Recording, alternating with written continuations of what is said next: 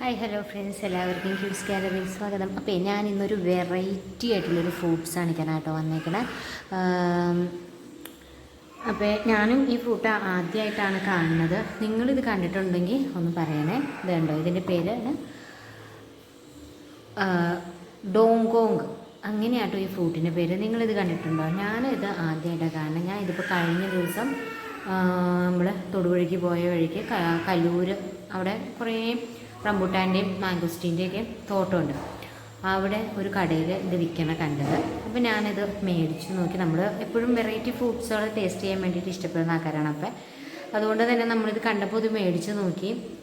ഇത് മലേഷ്യൻ ഫ്രൂട്ടാണ് കേട്ടോ പറഞ്ഞത്. ഏകദേശം നമ്മുടെ ഒരു മാംഗോസ്റ്റീൻ്റെയും ഒക്കെ ഒരു കുടുംബത്തിൽപ്പെട്ടൊരു സാധനം. ഏകദേശം ഉള്ളൊക്കെ അതുപോലെ തന്നെ ഇരിക്കുന്നത്. ഞാനിതിൻ്റെ ഒരെണ്ണം ഞാൻ നിങ്ങൾക്ക് പൊളിച്ച് കാണിച്ചു തരാം. ഇതിൻ്റെ ടേസ്റ്റ് എന്താണെന്ന് വെച്ചാൽ പച്ചയായിരിക്കുമ്പോൾ നല്ല പുളിയാട്ടോ. ഞങ്ങൾ കഴിഞ്ഞ വർഷം ഇതൊരെണ്ണം മേടിച്ചു ജസ്റ്റ് ഒന്ന് ടേസ്റ്റ് ചെയ്ത് നോക്കി. അപ്പം അതിന് ഭയങ്കര പുളിയായിരുന്നു. അതുകൊണ്ട് ഈ ഫ്രൂട്ട് കൊള്ളിലായിരിക്കും എന്ന് വിചാരിച്ച് പിന്നെ ഇനി മേടിക്കണ്ട എന്നൊക്കെ കരുതിയിരുന്നതാണ്. പക്ഷേ കഴിഞ്ഞ ദിവസം ഞങ്ങളിങ്ങനെ പോയപ്പോൾ ഒരെണ്ണം മേടിച്ചു, കഴിച്ചു നോക്കി. അപ്പോൾ എന്താ പറയുക, നല്ല ടേസ്റ്റ് ഉണ്ടായിരുന്നു, നല്ല മധുരം ഉണ്ടായിരുന്നു. അപ്പോൾ അതുകൊണ്ട് ഞങ്ങൾ ആദ്യം ഒന്ന് മേടിച്ചു, അതിനുശേഷം വീണ്ടും മേടിച്ചു, ടേസ്റ്റ് ഇഷ്ടപ്പെട്ടതുകൊണ്ട്. അപ്പോൾ ഇനി നിങ്ങളെയും കൂടി ഒന്ന് കാണിച്ചു തരാമെന്ന് വിചാരിച്ചു. നിങ്ങളിൽ എത്ര പേര് ഈ ഫ്രൂട്ട് കഴിച്ചിട്ടുണ്ട് എന്ന് ഒന്ന് കമൻറ്റ് ചെയ്യണം കേട്ടോ. ഇതുണ്ടോ, ഇതാണ് ഇതിൻ്റെ ഉള്ളിൽ കാണാൻ പറ്റുന്നുണ്ടോ? ഏകദേശം നമ്മുടെ മാംഗോസ്റ്റീനൊക്കെ പോലെ ഇത് ഇങ്ങനെ ഇതളുകളായിട്ടാണ് ഇതിരിക്കുന്നത്. കൊടുമ്പുള്ളിയുടെയൊക്കെ ഒരു ഇത് പോലെ. ഇതിനകത്ത് ചെറിയ സീഡ് ഉണ്ട് കേട്ടോ.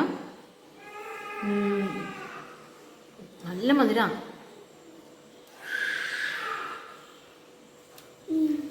ആ ചെറിയ സീഡാണെങ്കിലും ആ സീഡിൽ നമ്മൾ കടിച്ചു തരാൻ നല്ല കയ്പാട്ടോ. എല്ലാത്തിലും ചെറിയ സീഡല്ല, മാംഗോസ്റ്റീനെ പോലെ തന്നെയാണ്. ചിലതിനകത്ത് വലിയ സീഡുണ്ട്, ചിലതിൽ ചെറിയ സീഡാണ്. അപ്പം നമ്മൾ ഇതിൻ്റെ ഒരു തൈ ഇവിടെ നട്ടിട്ടുണ്ട്. നമ്മൾ മേടിച്ച തൈയൊന്നല്ല, നമ്മൾ കുരു തിന്നിട്ട് നട്ട തയ്യാണ്.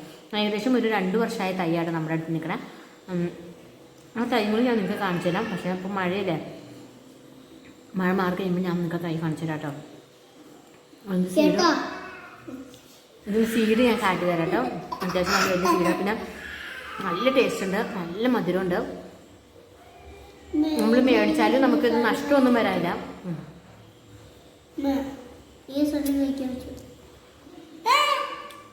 ഇത് വേഗം പൊടിച്ചോ. ഇത് പിന്നെ ഇതിൻ്റെ ഒരു പ്രത്യേകത എന്ന് വെച്ചാൽ കഴിച്ച് കഴിഞ്ഞിട്ടുണ്ടെങ്കിൽ മിക്കിന് മതി.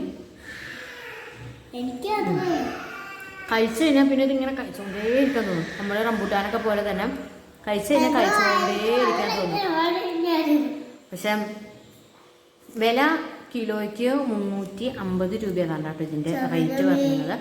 പക്ഷെ നമ്മൾ 350 രൂപ ആയാലും 300 ആയാലും കൊടുത്ത് മേടിച്ചാലും നമുക്ക് വലിയ നഷ്ടമൊന്നും വരാനില്ല.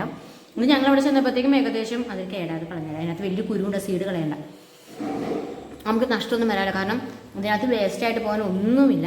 ഇതാണ് ഇതിൻ്റെ തൊലിയുടെ കട്ടി. ജസ്റ്റ് റംബൂട്ടാൻ്റെ തൊലി പോലെ അത്ര വലിയ കട്ടിയൊന്നുമില്ല. അതുകൊണ്ട് തന്നെ ഇതിനകത്ത് വേസ്റ്റായി പോകാൻ ഒന്നുമില്ല. നമ്മളിത് മേടിച്ചാലും നമുക്ക് നഷ്ടമൊന്നും വരില്ല. ഫുള്ള് നമുക്ക് കഴിക്കുകയും ചെയ്യാം. പിന്നെ എല്ലാത്തിൻ്റെ ഉള്ളിൽ കൂടെയും കായില്ല. ചിലതിനകത്ത് മാത്രം ഒരു പുളുങ്കുരുയുടെ അത്ര വലുപ്പത്തിലുള്ള ചെറിയ കായുണ്ട്, വേറെ കായും കാര്യങ്ങളൊന്നുമില്ല. അപ്പം ഞാനിതിൻ്റെ തൈ കൂടി നിങ്ങൾക്ക് കാണിച്ചു തരാം കേട്ടോ. ഏകദേശം 2-3 വർഷത്തിനുള്ളിൽ ഇത് കായ്ക്കുമെന്നാണ് പറഞ്ഞത്. അത് ബഡ് തയ്യാന്ന് തോന്നുന്നുണ്ട് 3 വർഷം കൊണ്ട് കായ്ക്കണത്. മറ്റേ സാധാ കുരു നട്ട് മുളച്ചത് എത്ര വർഷം കൊണ്ട് കായ്ക്കുമെന്നൊന്നും എനിക്കറിയാൻ. എന്തായാലും നമ്മളിത് നട്ടിട്ടുണ്ട്. ഇതിനകത്ത് കായ ഉണ്ടാവുകയാണ് ഞങ്ങൾക്ക് കാണിച്ചത്. ഇതുപോലെ ഇങ്ങനെ കൊല പോലെയായിട്ടും ഉണ്ടാവുന്നുണ്ടോ.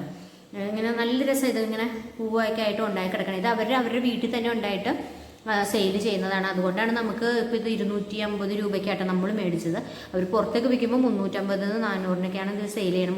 300-350-നൊക്കെ വിൽക്കണത്. അപ്പം നമ്മൾ ചെന്നപ്പോഴത്തേക്ക് അവിടെ ഏകദേശം തീർന്നിട്ടുണ്ടായിരുന്നു. എല്ലാം ഇങ്ങനെ വിട്ട് ചാടി കിടക്കുമായിരുന്നു. എന്താ കായൊക്കെ വിട്ട് പോന്നിട്ടുണ്ടായിരുന്നു. അപ്പം കാണുവാണെങ്കിൽ, നിങ്ങൾക്ക് കിട്ടുവാണെങ്കിൽ നിങ്ങൾ എന്തായാലും ഒരു പ്രാവശ്യം മേടിച്ച് തിന്ന് നോക്കണം. തിന്നു കഴിഞ്ഞാൽ പിന്നെ നമ്മൾ കഴിക്കും. അപ്പോൾ അവരൊക്കെ പറയണത് ഇനിയിപ്പോൾ റംബൂട്ടാന് ശേഷം അടുത്ത തരംഗമായിട്ട് മാറാൻ പോകുന്ന ഫ്രൂട്ടാണ് ഇതെന്നാട്ടോ പറയണത്. ഇതിൻ്റെ പച്ചയ്ക്ക് നല്ല പുളിയുണ്ട്, ഇതിൻ്റെ ഉള്ളിലെ കായിന് നല്ല കയ്പുണ്ട്. കായെന്നൊന്നും പറഞ്ഞാൽ എല്ലാത്തിലൊന്നും കായില്ല. ചിലതിനകത്തൊരു പുളുങ്കുരുയുടെ അത്ര വലിപ്പത്തിൽ ഒരു കായുണ്ട്, ചിലതിനകത്ത് ചെറിയൊരു അരിമണിയുടെ അത്രച്ചുള്ള കുഞ്ഞുകായ. എന്നാലും വേസ്റ്റായിട്ട് പോകാനൊന്നുമില്ല. നല്ല ടേസ്റ്റുള്ള ഫ്രൂട്ടാണ്. എല്ലാവരും ഒന്ന് മേടിച്ച് കഴിച്ചു നോക്കാം. ഇതിൻ്റെ പേരാണ് ഡോങ്കോങ്. നിങ്ങൾക്ക് സംശയമുള്ളവർ യൂട്യൂബിലൊന്ന് ഡോങ്കോങ് എന്നൊന്ന് അടിച്ചു നോക്കിയാൽ മതി. അപ്പോൾ നമുക്ക് ഈ ഫ്രൂട്ടിനെ കുറിച്ചുള്ള ബാക്കിയുള്ള ഡീറ്റെയിൽസും കാര്യങ്ങളൊക്കെ അതിനകത്ത് കിട്ടും. ചില ഫാമിലൊക്കെ ഇതിൻ്റെ തൈകൾ അവൈലബിൾ ആയിട്ടുണ്ട്. അവരൊക്കെ പറഞ്ഞത് 3 വർഷം കൂടി ഇത് കായ്ക്കുമെന്നാണ് പറഞ്ഞത്. അപ്പോൾ നിങ്ങളൊന്ന് യൂട്യൂബിൽ സെർച്ച് ചെയ്ത് നോക്കണം കേട്ടോ. ഡോങ്കോങ് പേര് മറന്നു വരുന്നിട്ട് ഡോങ്കോങ്. ഞാനും ആദ്യമായിട്ട് ഈ പേര് കേൾക്കുന്നത്. അപ്പോൾ നിങ്ങൾ ആരെങ്കിലും കേട്ടിട്ടുണ്ടോ, നിങ്ങൾ കഴിച്ചിട്ടുണ്ടോ, കണ്ടിട്ടുണ്ടോ എന്നൊന്ന് കമൻറ്റ് ചെയ്യണേ. അപ്പം താങ്ക് യു.